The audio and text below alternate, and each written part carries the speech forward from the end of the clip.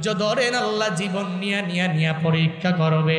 মাঝে মাঝে আল্লাহ আপনার সামন থেকে মায়েরে নিয়ে যাবে, আপনার বাবারে নিয়ে যাবে, আপনার ছেলে নিয়ে যাবে। আপনার সন্তানগুলো নেওয়ার মাধ্যমে আমার আল্লাহ পাক আপনাদেরকে সুন্দরভাবে আল্লাহ পরীক্ষা করবে। ওই আল্লাহ যদি পরীক্ষা করে তাহলে অধৈর্য হওয়া যাবে না, নিজেকে সবের বানাইয়া চলা লাগবে, ধৈর্য ধারণ করে করে চলা লাগবে।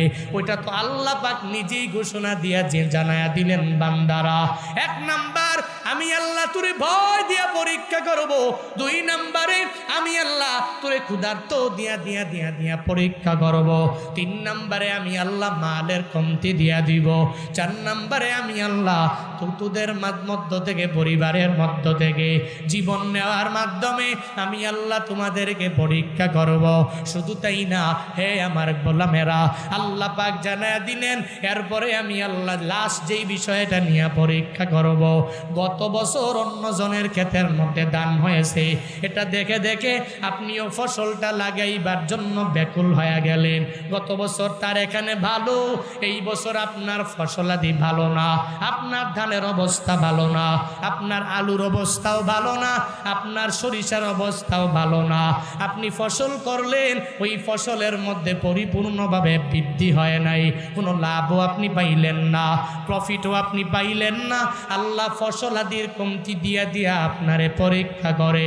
আল্লাহ শুধু এটাই জানতে চায়, আমার এই বান্দারা আমি আল্লাহর এত বড় বড় বালা এবং মুসিবতের মধ্যে পড়ার পরেও আমি আল্লাহকে কি ভুলে যায় নাকি সবের বান্দা হয়ে যায়?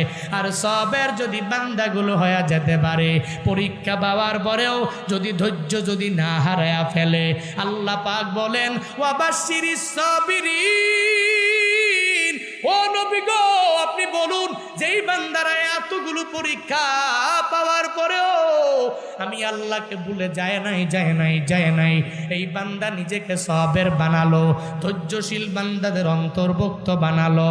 ও নবী আমার, এদেরকে আপনি সুসংবাদ দিয়া জানায়া দেন, সাবিরিন বান্দা যারা, এদেরকে আমি আল্লাহ জাহান্নামে দিতে পারি না।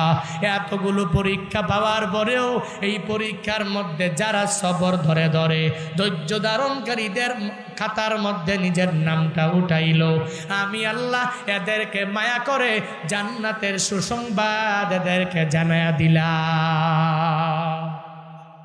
তোমার মতো প্রিয় বন্ধু যার হৃদয়ে রয়, তোমার মতো প্রিয়